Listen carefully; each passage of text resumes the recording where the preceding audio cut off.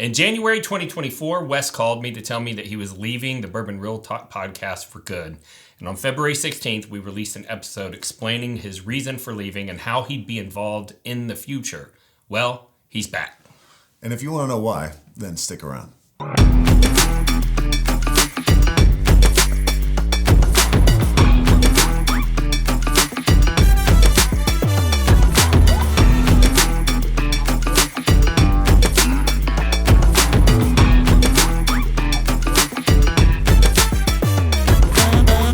All right, Wes, before we get started, we have to say a quick thank you to our patron supporters. Everyone's names who are on your screen right now are supporting at the top 3 tiers, and we wouldn't be able to produce this content for all of you out there for free if it wasn't for their support. So thank a patron. And if you want to learn more about how to support this channel, stick around to the end. Yeah, absolutely. All right, now, before we get started, some disclaimers on this one.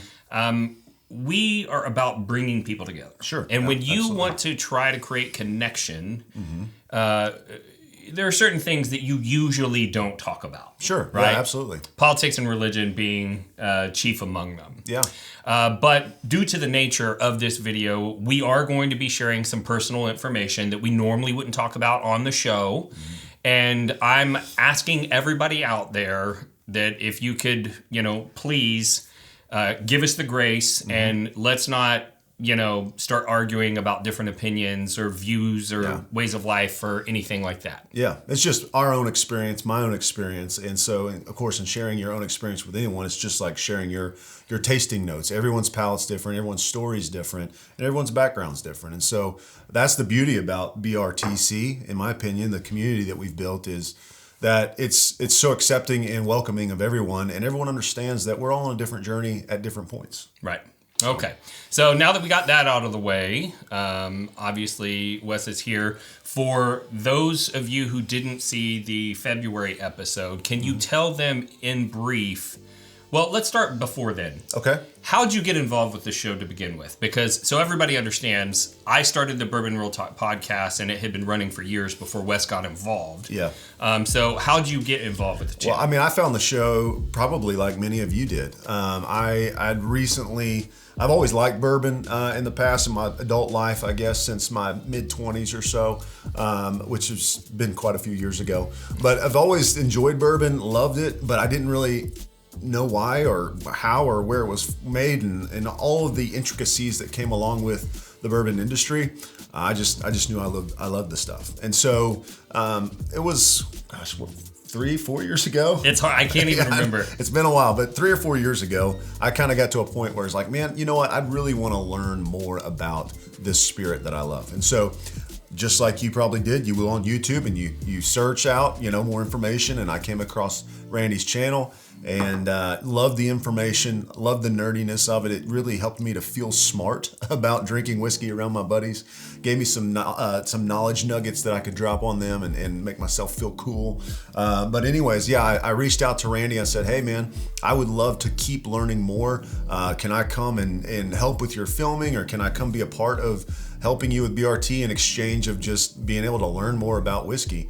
And it just so happened at that time, his previous producer was moving on to something else and was no longer able to keep filming and producing the show. And so it actually worked out perfect to where I was able to step in and help with that. And in the process, learned a whole lot about whiskey. Yeah, and some would say it was a divine appointment. It was, absolutely. Yeah, I feel so. The timing was absolutely perfect. And so when we first started working together, the plan was for you to basically be the producer. You were going to film, you were going to edit, and you were going to publish. Sure.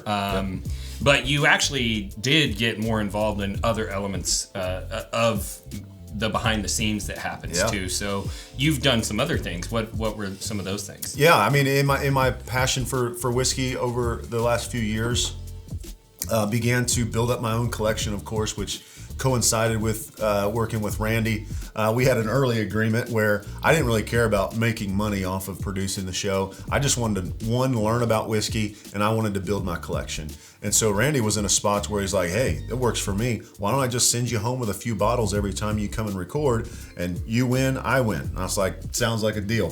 So I will work for whiskey for that, for those of you who are wondering. So yeah, that worked out really well. And so I built my own collection at home, began to host tastings, began to kind of do my own thing on TikTok as well, just to kind of rinse and repeat the information I was learning from Randy, and just became really involved in the whiskey community. Was at a lot of the, some would say, whiskey events, traveling, doing barrel tastings, barrel picks, all the fun stuff that came along with really immersing myself in the whiskey enthusiast culture.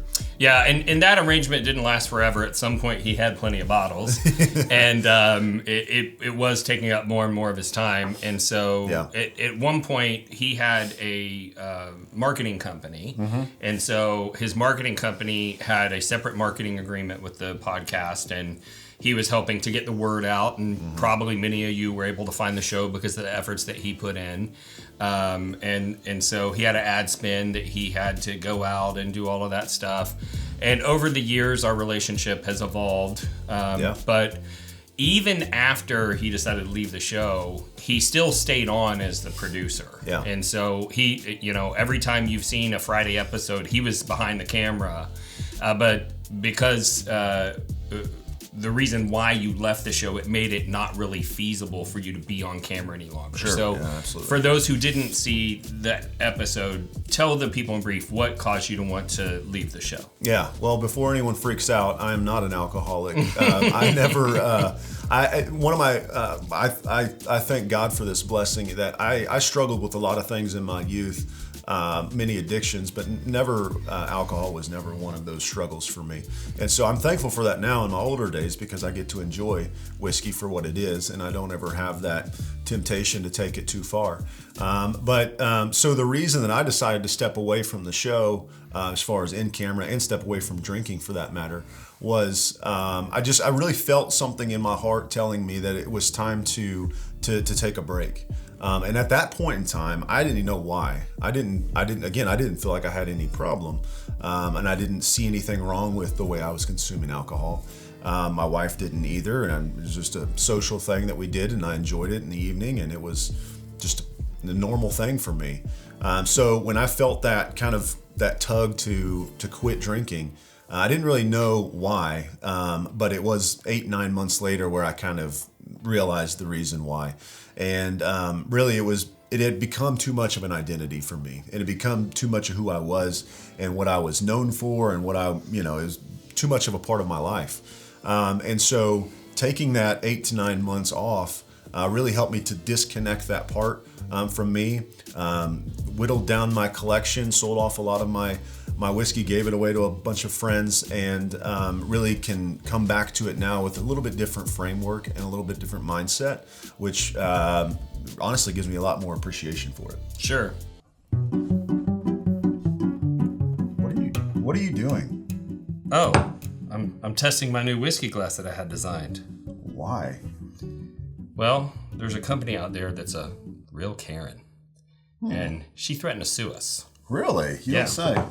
Yeah, so we had been producing some traditional tulip-shaped whiskey glasses. Oh, yes. Uh-huh. We never used the name. Right, of course. But they claimed to own the shape of the glass. Mm-hmm. And since I'm just a little guy, I couldn't fight. Right. But do you know what that motivated us to do, Wes? What? To go out and design a glass that was actually made for high-proof American spirits. So the company that had the problem with us, their glass was originally designed for low-proof Scotch whiskey. Oh, okay. 80, 86 proof, that type of thing. Mm-hmm. And you know what I had noticed? Every time I would nose a really high-proof, high-quality spirit in the United States out of this glass, all I got was ethanol burn. Yeah, a little burn there. I felt that. And so we went out and we designed this glass that's actually designed for those higher-proof spirits.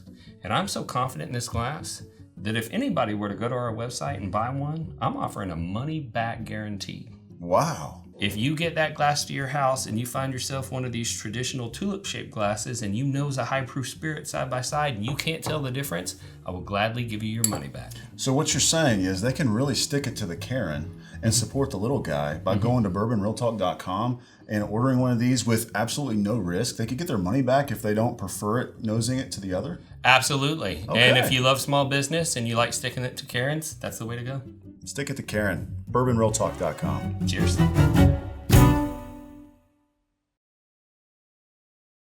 But there was some religious conviction. Sure. And for those of you who don't know, of course, we normally don't talk about this, but Wes is very involved in his church. He hosts a lot of events at his church. And when I asked him about it, he said, you know, he'd be going up to somebody that he was hoping to minister to, and they'd go, "Oh, you're the whiskey guy." That, like it or not, there is still a little bit of a taboo around that. Yeah. And you know, you'd shared with me that you didn't want that to be an impediment. Sure. That your higher priority was to be able to move in that circle and be effective in that range. Is that all fair? Yeah, absolutely. My number one objective in life in general is to please the Lord. So if I ever feel God leading me to do anything, I'm not going to ask him any questions about it. I'm just going to do it. And that was just one of those things. Thankfully, he's given me a peace about coming back to it in a different way. But yeah, absolutely. I do a lot of ministry in my personal life. Me and my wife are very involved with church and outreach and things like that. And I just didn't want that, or at that point, it had become too much of my identity, and that wasn't something that I wanted. And so I was glad to kind of sever that for sure. Yeah, and to his point of his commitment, when he called me to tell me, he assumed that he was fired. Yeah. But I felt like this relationship works, and I felt like it was the right thing to do to keep him on. And I didn't know if it was going to be a forever thing, or if one day he'd be able to come back on the show. I think that you bring a great energy, and so. Yeah, I mean, I was real thankful that Randy was willing to keep the relationship going. I mean, I feel like Randy and I have become great friends, and so it's not just a business relationship, at least for me. It's more of a friendship, and so that was a phone call I really dreaded to make. I could hear it in his voice. Yeah, I really was. I didn't want to lose a friendship, and I was hoping that wouldn't cost me a friendship. Sometimes those decisions do cost you those relationships, and I would say that that's okay.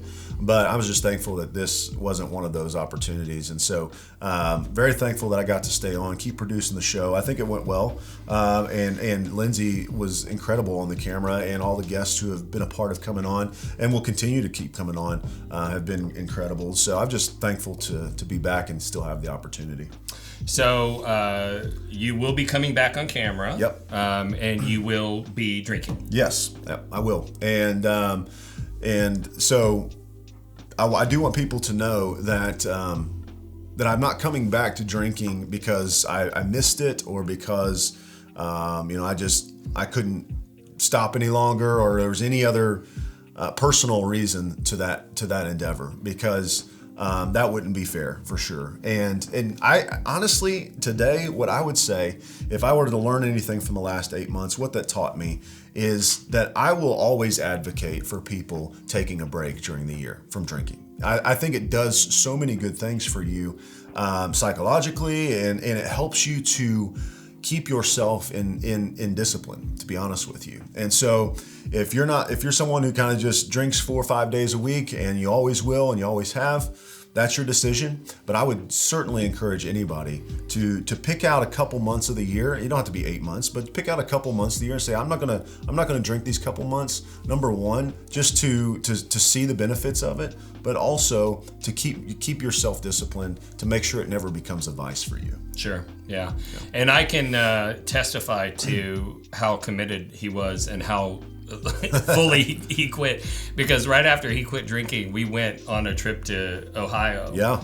And we got to go to the author's house that wrote the book on Blanton's. Yeah, that's right. And he's like cracking like these epic bottles that you'll never see again for the rest of your life. Yeah.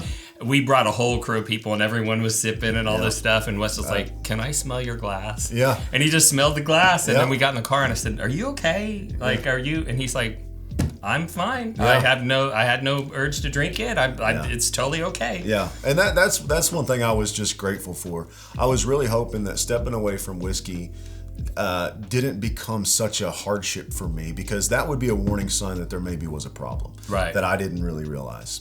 And if you can step away from whiskey for a solid 30 to 60 to 90 days and not really crave it and be able to just be indifferent about it. We went out to dinners with friends. We went on vacations. I went to barrel picks, which was just suicide, really. I'm going to go to a barrel pick and be sober. This is going to be fun. Yeah. But it was a great time, and I began to find joy socially in many different ways. And that's one thing that a lot of people don't understand. And there's this pressure in our society to drink when you're out with people. And it's like, if you're not drinking, I don't know how many times I got asked, why aren't you drinking? Why don't you drink? Mm-hmm. And these are people who didn't know me, so they didn't know if I ever drank or not. And so there's just this kind of misnomer in the society today that if you're not drinking out in public with people, then you must have had an alcohol problem in the past, or you're just a weirdo. And I had so many great memories and so much fun, even on that barrel pick up at Watershed, and didn't drink a drop of alcohol. I still had a great time. So yeah, that goes to show that taking that time off really helps you to see if you have an issue or a problem, but it also helps you experience community in a different way. Sure. Well, in honor of Wes being back, for those of you who don't know, Wes, what is your favorite whiskey? Well, it would probably be the old KC, the Knob Creek from my good buddy Jimothy Beam up there. And I love that distillery, love Knob Creek, and if you've watched this show for any amount of time, you know that. But I thought we should give away some Jim Beam product in the Knob Creek. What do you think? Yeah, so that was my thought. So if you don't know, we do a free giveaway in every episode, and this one will be no exception. So we're going to do a Knob Creek sample pack that will include the 18-year, the 15-year, the 12-year, and the standard 9-year. But we are only going to be giving away 2 1-ounce sample packs this week, which is less than we normally give away. Yep. And that's simply because there was only 2 ounces of the 15, and I don't have a backup. Yeah, just say, are we going to give away this empty bottle? Yeah, I actually poured the samples yesterday to make sure how many we could do. Good idea. And to be honest, the 2 that we have, the 15 is not filled all the way up to the shoulder. So that's why there's only 2. But all you have to do to win that is to like this video, subscribe to the channel, ring the bell. Ringing the bell will notify you of future content pieces and, by extension, future giveaways. And most importantly, you got to fill out the web form that is in the video description below the player on YouTube. And you have to take 8 months off of drinking. I'm just kidding. No, you don't need to do that. But yeah, we want somebody to enjoy the Knob Creek selection, and hopefully you enjoy it just as much as I do. I mean, every one of these is great. The single barrel is probably my favorite, but these are all incredible. So if you like this channel, you want to support it, help it go on in the future, you could consider joining Patreon. We have a lot of member benefits. There's bonus content, special offers, distillery takeovers, barrel picks, in-person meetups. We do a monthly virtual bottle share. Yeah. You get discounts on merch, and we have price points that will fit any budget. So plus you get the satisfaction of knowing that you're supporting the channel and its mission, and by extension our suicide prevention work and things like that, because we wouldn't be able to do it without that financial support. You could also go to bourbonrealtalk.com. Check it out. Check out our merch. I mean, Lindsay absolutely knocks it out of the park with the BRT site. All the merch is curated by whiskey lovers for whiskey lovers. And so if you even like whiskey, I'm sure you'll like the merch on there. So go check it out. Sure. And then last but not least, I am a residential real estate agent that operates in the Dallas and Houston metro areas.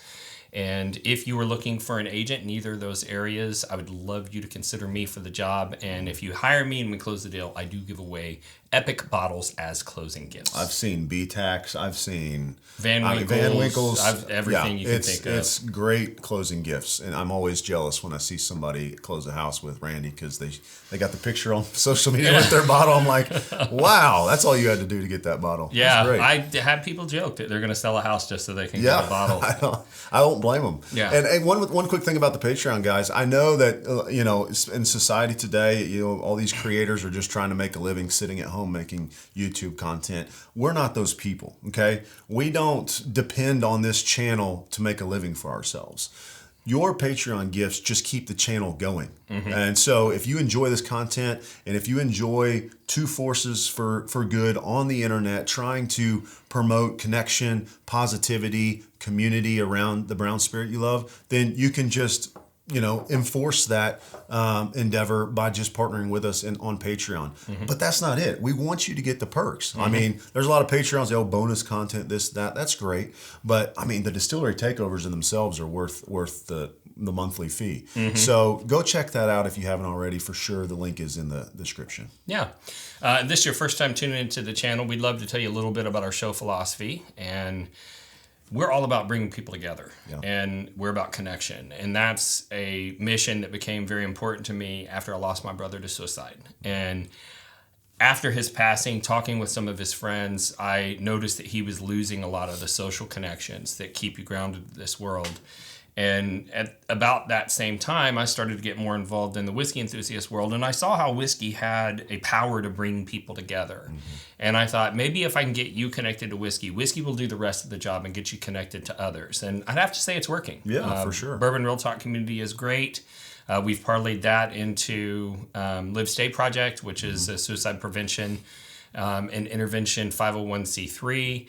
And we've all kind of come together. There's lots of great things going on. And when we started looking at connection, Wes at the time was responsible for marketing, and he said, I think we need to have our own Facebook group so that we can be very focused on what it is that we're doing. And there are other forums that are out there, but there's behaviors that go on in those forums that make connection difficult, because there's trolls that are being hateful to each other online. And so we did start the community, which I feel like is a big success. But those trolls taught us a second lesson, and that is that if they can hate a stranger online, there's nothing that keeps us from loving a stranger online. And that's why we end every episode the same way, and that's this. If you woke up this morning and you're unsure whether or not anyone loved you, just know that we love you. We'll see you next time on Bourbon Real Talk. Cheers. Cheers.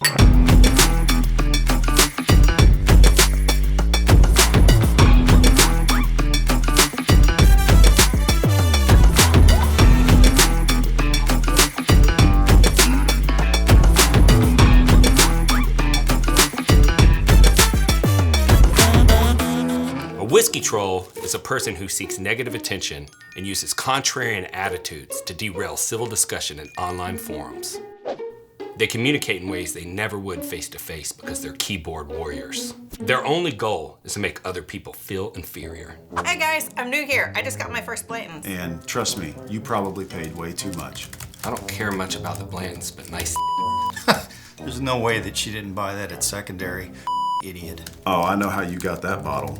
So, are you sick and tired of the whiskey trolls running your fun online? Well, that's why we started Bourbon Real Talk Community.